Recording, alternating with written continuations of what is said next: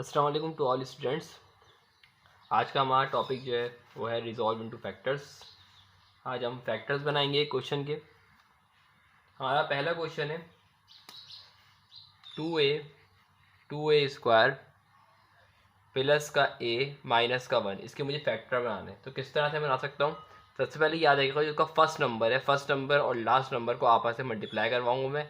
मतलब 2 वन सा क्या होता है यहाँ पे 2, मल्टीप्लाई करके मेरे पास क्या आंसर आ रहा है 2। 2 को अगर 1 से मल्टीप्लाई कराऊंगा क्या वैल्यू आएगी 2। और बीच में नंबर कौन सा है 1 है, और प्लस करने पे क्या आ रहा है वहाँ पर आंसर 1 आ रहा है। ठीक है, मतलब 2 वन सा 2 और सेंटर वाला नंबर कौन सा है 1 है, प्लस 1 है। ठीक है, अब मुझे ऐसा टेबल पढ़ना है जिसको मल्टीप्लाई करने पे 2 आ जाए। सिर्फ और सिर्फ एक ही टेबल है, इसके टेबल में 2 आता है। 2 वन सा क्या होता है 2, सिर्फ एक ही टेबल है।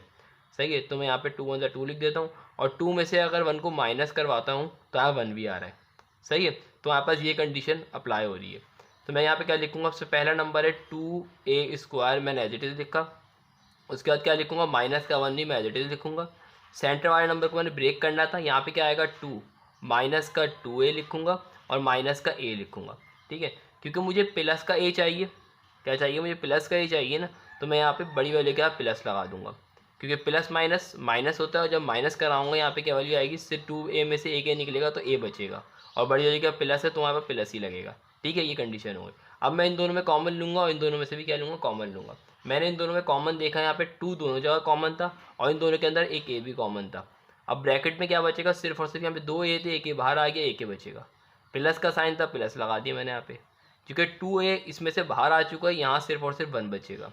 ठीक है, इसी तरह माइनस का साइन इन दोनों में कॉमन था, मैंने माइनस लिख दिया, और दोनों के अंदर 1 भी मौजूद है, क्योंकि a के साथ भी 1 है और यहाँ भी मौजूद है 1, तो मैं यहाँ पे सिंपल लिख दूंगा 1।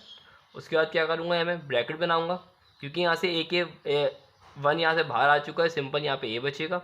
और यहाँ पे माइनस का माइनस माइनस क्या होता है? माइनस का साइन वही चाहिए, तो सिंपल मैंने यहाँ पे प्लस का साइन लगाया, क्योंकि माइनस प्लस माइनस होता है तभी मेरा माइनस आएगा, और माइनस प्लस माइनस होता है।